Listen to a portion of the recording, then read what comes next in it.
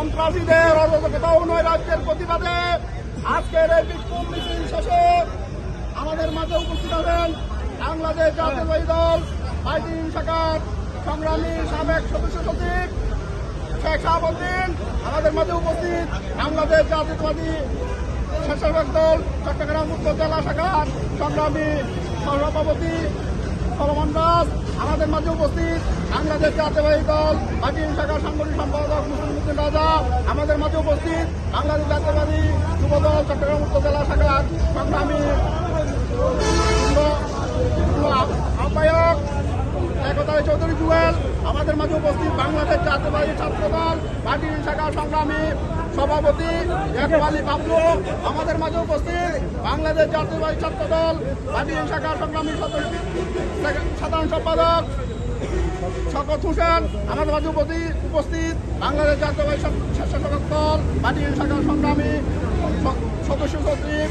রুবেল, আমাদের মাঝে উপস্থিত বাংলাদেশ জাতীয়তাবাদী স্বেচ্ছাসেবক দল পাইটিং শাখার আহ্বায়ক কায়সারুল আলম সহ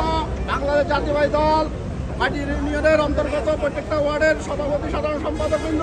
এবং অঙ্গ সংগঠনের সাধারণ সম্পাদক সভাপতিবৃন্দ এবং বাংলাদেশ জাতীয়তাবাদী দলের প্রত্যেকটা অঙ্গ সংগঠনের নেতৃত্বে আমি পার্টি বিএনপির পক্ষ থেকে আজকের এই বিক্ষোভ মিছিলে অংশগ্রহণ করার জন্য আমি প্রত্যেককে অভিনন্দন ধন্যবাদ জানাই। সংগ্রামী উপস্থিতি, আপনারা একটা জিনিস খেয়াল রাখবেন, আগামীতে যদি যেভাবে সারা দেশে আওয়ামী লীগ ফ্যাসিস্ট যেভাবে অরাজকতা ও নৈরাজ্যের মাধ্যমে একটি অস্থিতিশীল বাংলাদেশ করার জন্য চেষ্টা করতেছে, যদি বাইরেতে কোনো আওয়ামী লীগ আজকে এখানে বলে গেলাম, যদি কোনো আওয়ামী লীগ রাস্তাতে ওঠার চেষ্টা করে আমরা তাদেরকে ঘর থেকে দৌড় ধরে আপনারা আগামীতে প্রস্তুত থাকবেন। আমাদের প্রত্যেকটা নেতা কর্মীকে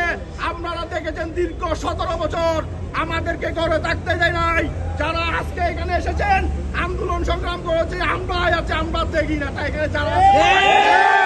আগামীতে দলের জন্য এই নিবেদিত প্রাণগুলো আগামীতে থাকবে এই রাস্তায়। আপনারা মনে করেন না আপনাদেরকে আমরা এলাকায় বসবাস করার সুযোগ দিয়েছি তাই বলে আমরা আপনাদেরকে ছেড়ে দিই নাই। আপনারা খেলবেন যদি বাংলাদেশের জমিনে কোনো অরাজকতার সৃষ্টি করার পায়তারা করেন,